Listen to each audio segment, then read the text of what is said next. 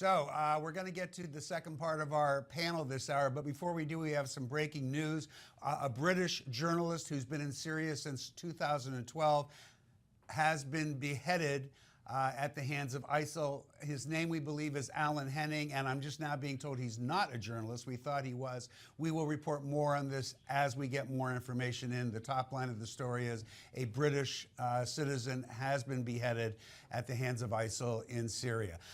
It's kind of hard after news like that to switch gears into the more common, mundane news of the day, but we're going to do it. So rejoining us for the panel is Jessica Tarlov, Democratic political strategist with Douglas Schoen LLC, and Noelle Nikpour, is back, a Republican strategist, columnist with the Sun Sentinel.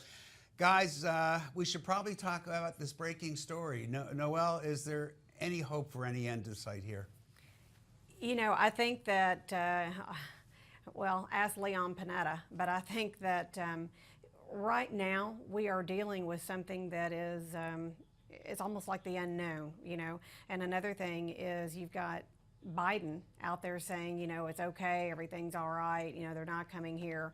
And you've got Australia that is actually putting troops on the ground. I think they're sending 600 over there, and they're also engaging in the airstrikes. Look, ISIS is here. ISIS is serious, and what's so sad is they're unpredictable, and they're carrying out these acts of terror on just civilians. I'm going to come back a little bit on this. I don't see any good purpose served by bringing up the vice president, by bringing up Leon Panetta. They have nothing to do with the fact that you have these murderous people over there. Now, you can complain about how we may be handling this fight against them. I understand that. Everybody has a point of view.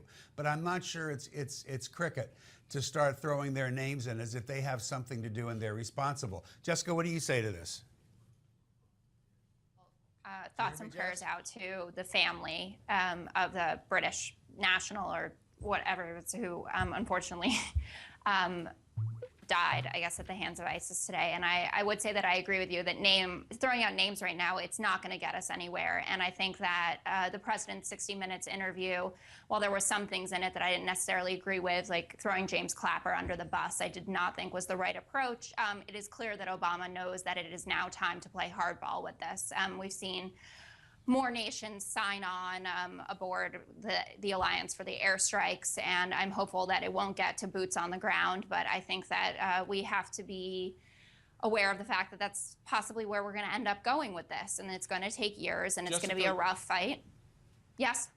Jessica, you're well-versed in public opinion in your job. What is the current state of the American public opinion on ISIL and what's happening over there and the American response so far? Well, I think that actually we're seeing, over 70% of the American public is in favor of the course of action Obama has taken so far. So that's the airstrikes in both Iraq and in Syria.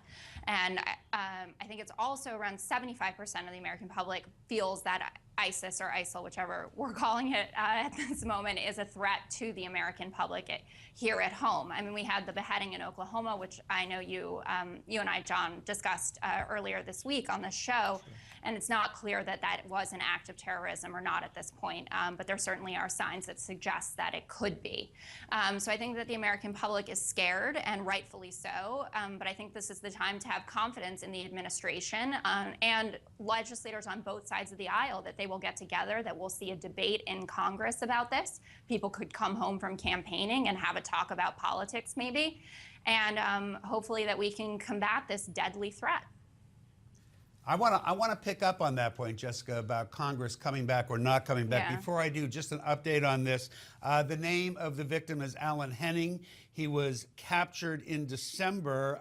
He was he was doing aid work over in Syria, and now he is the latest to be beheaded by ISIL. We have a very, very short period of time left, but Nicole, let me go to you, or Noelle, I'm sorry. I just want to call you Nicole today. Noelle, should Congress come back, just a quick yes or no in the short time we have, should they be in session voting on how we handle this battle going forward?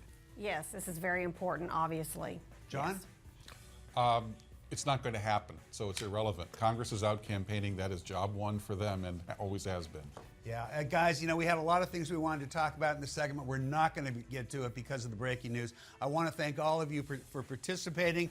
When we come back, we will have much more for you and updates as they come in here on the Steve Malzberg Show. Stay with us.